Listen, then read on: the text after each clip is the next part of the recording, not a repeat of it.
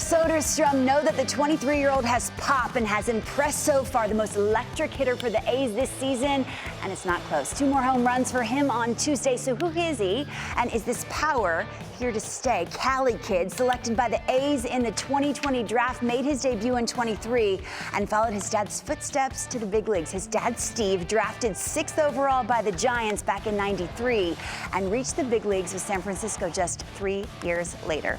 Tyler became the first player 23 or younger with 3 multi-homer games in his team's first 17 games of this season. He can hit, and Dero, what do you say? If you can hit, they'll find a spot for you, right? Is this a nice start for Tyler, or is this who he is? Take us through it. Bat plays, Lauren. Yes? Bat plays, and I'm feeling what Marcotte's putting down with the Athletics. Woo. We got position players for days. I like arms, Severino. We get some arms in there. And their guys are panning out, right, D-Row? Yeah. Jacob Wilson, their first-round pick. Lawrence Butler was a 6th-rounder a few years ago. That's what they need. They need to develop their guys, but talk about someone who's developing. Tyler Soderstrom, like Lauren said, 2020 draft. He was the 26th overall pick, and they always talked about the bat. He caught in high school, eventually moved to first base with the arrival of Nick Kurtz, who's another top prospect for the Athletics.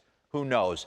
But he's going to get to swing the bat 4 times a night. Know that. So I want to dive in. Mikey, we could go through his swing, the adjustments he's made. He dealt with some injuries last year. He had a left wrist that he had to deal with and kind of came into camp with an axe to grind. He has gotten off to an amazing start. He has got massive pop. Pause this. Bring up the first board, please, Deb. I mean, you take a look at it, season stats, MLB ranks. He's first in bombs, went in the 3 multi-homer games in the first 17. I don't think I had 3 multi-homer games in the first 5 years of my career. That's not fair. Ribbies, he's 6th.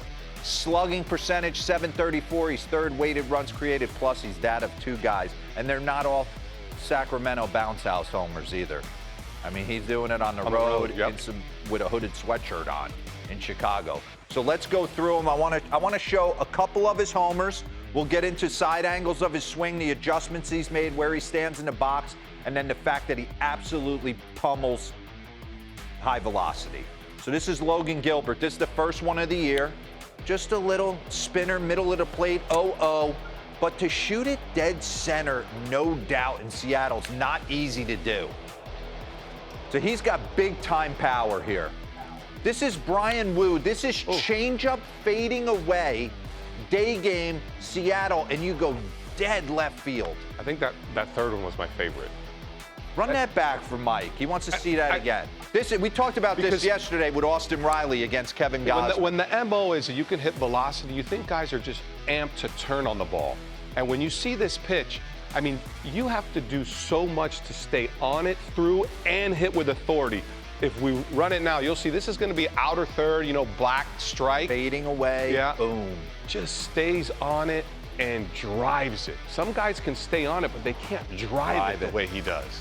97 in. From Dolander in. Missed his spot, 1-1, short to it, long through it. Just an absolute bomb. Curveball from Burke, middle of the plate. 3-2 count. 1st and 3rd. Not just giving up on the breaking stuff. All over it. And then to end it last night, put the game on ice. Just a spinner. Ooh, little bat flip right there. So let's see the adjustments. Pause this.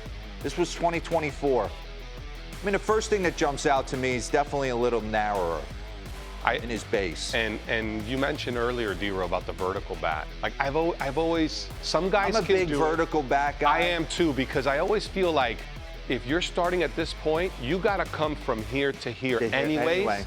So I think you get lost in your hands on where they go. I think it's hard to repeat every time if you're flat. And if you're like this, Mikey, and that's why I said why I like the vertical bat angle.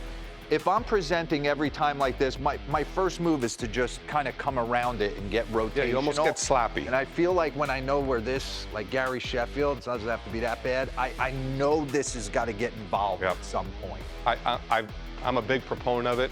But you could see this is a studied change. This is something that, he went into the lab and said, let's see what works. So run this slow. I want to see if he does anything different with his hands. We always say you could start your hands pretty much anywhere. Pause. Pretty static. He just looks more athletic, more stacked. Listen, if you're going to deliver a blow, you get, boom, you want to be short and tight like Mike Trout. You don't want to be wide and long, and then you don't have total power behind it. So run it. Nice, tight, short swing. Bottom hand through the baseball, long through it. DeRosa, that's so Pause. good. I look at three things. Run Kind of it like back the three. if you want. Yeah, let's go back to the two side angles. 3 H's for me. It's the hips, the hands, and the head. And what I see in the hips right here, if you run it a little, there's an extra coil here. You see that kind of belt buckle? It's kind of just facing here. Now this one, comes back, and I'm like, okay, now I'm coiled up, ready to just you see unload. I love seeing that. The head stays on plane. I don't have a big problem with some guys. You mentioned Corbin Carroll. He kind of goes through, but the head stays. Like, still, where guys get into trouble is when it's, and then you're moving the ball. I'm okay with guys that have more violent strides, they say, as long as that head stays. So it's hands, it's head, and it's hips, and I think that's the key to putting together a great swing. So from the side angle, it looks like he's just narrowed up his stance a little bit. From the front angle, he's closed himself down too. Pause. Yep. I mean, he was wide open last year. And that's why I like to put this stuff on the skybox. You will see guys tinker with this stuff throughout the year for what feels good. I'm sure you adjusted. You were a guy who stood open. I did, and every year I think I started more upright. I felt like I had more leverage because I didn't want to get into this mode. Yeah. Right? As the year played on, I think sometimes I got a little leaky, and I had that negative head movement. So my goal was always, where can I put myself in a position to see the ball? I felt like my swing was pretty good, but I wanted to be able to recognize the pitch early. So I think at times I kind of crouched a little more athletic to eliminate so much head movement. For me, the head movement was key because it allowed me to pick up the ball. If I pick it up one click earlier, that's the difference sometimes between getting beat by the fastball or being out in front on a curveball or a changeup or barreling it up for a base hit. Yeah. All right, bring up his stance metrics boards. I love this. We just did this with Corbin Yeah, this Carroll. is really cool. This is great stuff. Nays is in my ear saying June is when he absolutely took off, 2024. So he closed down his stance angle. He went from 14 degrees open to 8 degrees open. That's a significant change. And then the distance between his feet last year, 42 inches, and then now 33. That's a big change, That's too. a big change. Yeah. And you can tinker with that for what looks good. But the one thing you can't tinker with is you get to the big leagues, you got to hit a heater.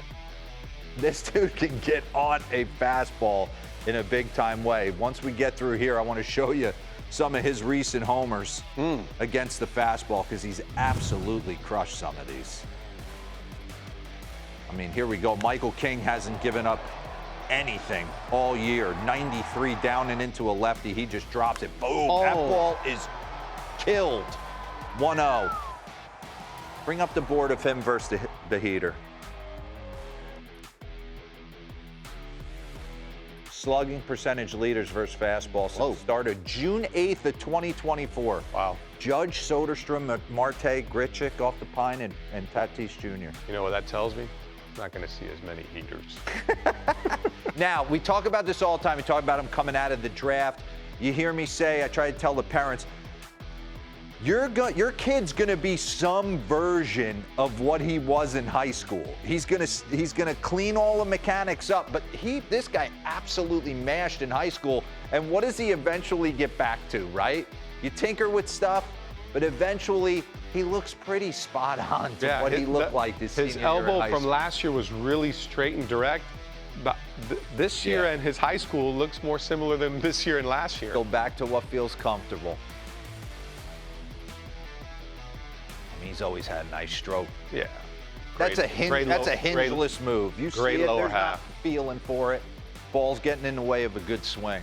Oh, wait a We're not saying he's Ohtani. What are we doing? We're not saying he's Ohtani, but much like Ohtani, when we saw him in his first spring, he had that very traditional Japanese where it's that big load. Yeah.